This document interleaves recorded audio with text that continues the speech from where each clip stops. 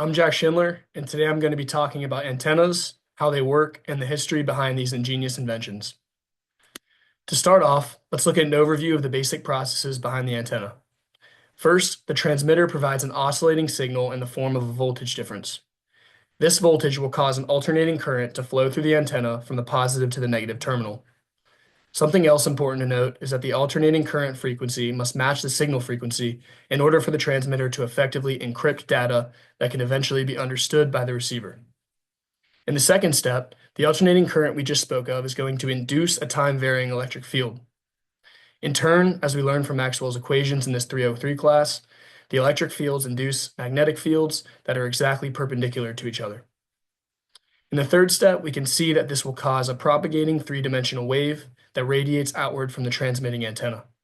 These are known as electromagnetic waves, and these are vital to the theory behind the antenna.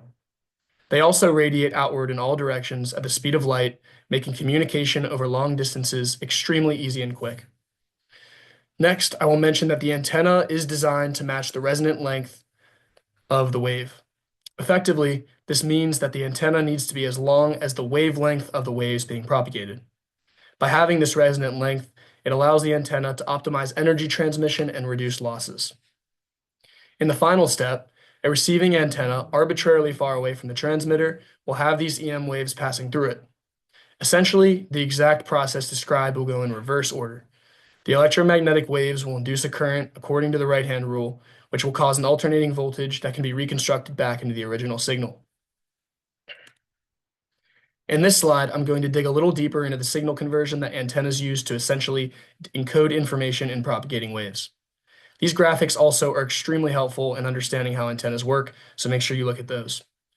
First, it is important to note that these stages are reversible, and the process shown is for a transmission antenna, not a receiving antenna. The first stage is voltage oscillation. As described earlier, oscillating voltages will create an oscillating current or alternating current in the antenna. This induced current is going to move from the positive to the negative terminals and is going to end up passing off electromagnetic waves by creating time-changing electric fields that become magnetic fields according to Faraday's law, stating that a changing electric field induces a circulating magnetic field around the region where the electric field varies. These waves will propagate out at the speed of light for a receiving antenna somewhere to decode. Next, I will lay out the importance of the historical discoveries that led to the innovations leading up to the invention of the antenna and radio. First up is James Clerk Maxwell. This man has caused me much pain in my personal life, especially involving our ECE303 class, but I have to talk about him because of how influential he really was in the formation of his theory needed to develop the first antennas. In 1864, when he was 33 years old, Maxwell published his equations, which would eventually be instrumental in the innovation of the radio and the antennas. He also predicted the existence of electromagnetic waves before they were even discovered. A few decades later, Guglielmo Marconi transmitted the first long-distance wireless signals using antennas when he was only 21. That makes me feel a little bit stupid, but I still have time. But finally, the culmination of these two men's work was seen in the 1920s when the first radio station emerged in Pittsburgh, Pennsylvania. Then, just a decade later, Edwin Howard Armstrong developed the first FM radio, marking a slightly more effective version of the antenna and radio that would still be seen in everyday life over a century later. Don't worry, we're going to go over the AM and the FM radio next. With that being said, it's important to go over the concepts and differences between AM, or amplitude modulation, and FM, or frequency modulation. Both of these play a huge role in the way antennas work.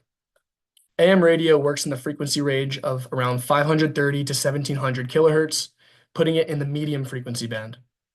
Since frequency and wavelength are inversely related, this is going to be a relatively long wavelength compared to FM radio.